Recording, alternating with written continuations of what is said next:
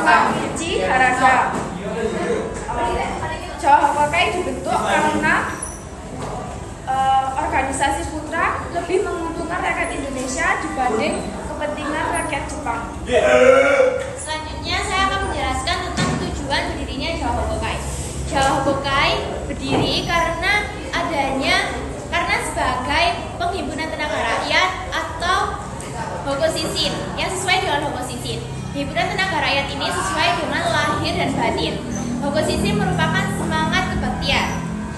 Kebaktian sendiri dalam tradisi Jepang memiliki 3 dasar. Yang pertama, pengorbanan diri. Yang kedua, berbakti. Dan yang ketiga, mempertebal persaudaraan.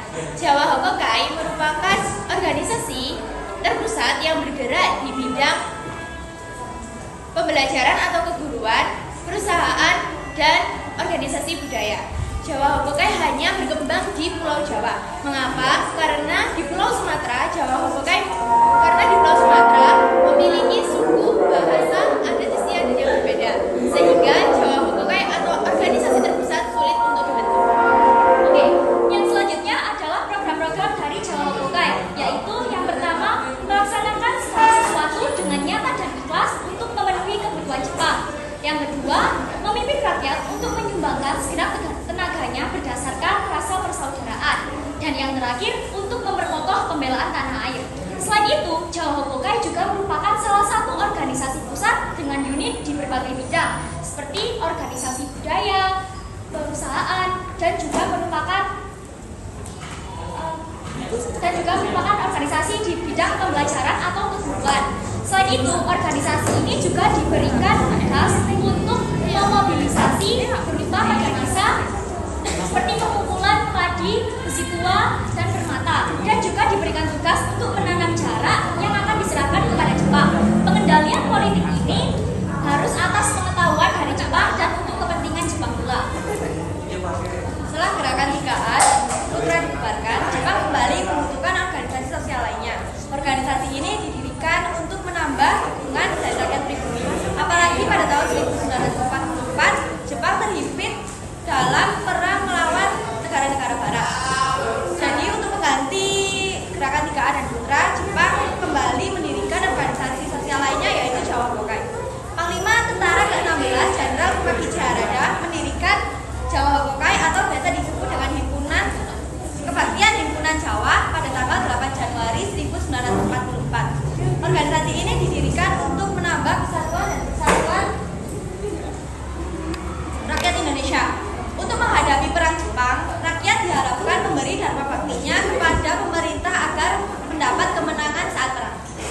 Nah, ada pun syarat-syarat untuk masuk di organisasi Jawa Hokokai tersebut. Jadi pada zaman dahulu, jika seseorang ingin masuk ke dalam organisasi Jawa Hokokai harus memenuhi beberapa syarat. Yang pertama, seseorang tersebut harus berusia minimal 14 tahun. Yang kedua, seseorang tersebut harus berasal dari bangsa Indonesia dan Jepang. Yang ketiga, seseorang tersebut harus memiliki pekerjaan minimal sebagai seorang pegawai negeri. Dan yang keempat, organisasi Jawa Hokokai ini terdiri dari beberapa kelompok profesi. Antara lain, ada himpunan kebaktian dokter yang disebut Isi Hokokai. Ada juga himpunan kebaktian pendidik yang disebut sebagai Kyoiku Hokokai. Dan ada juga organisasi wanita yang disebut juga Pujungan. Ada juga tokoh-tokoh penting yang tergerak dalam organisasi Jawa Hokokai ini. Antara lain yang pertama ada Jenderal Kumakichi Harada. Yang kedua ada Iya Soekarno. Yang ketiga ada Hasyim Asyari.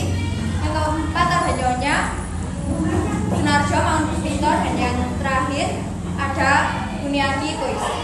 Selanjutnya.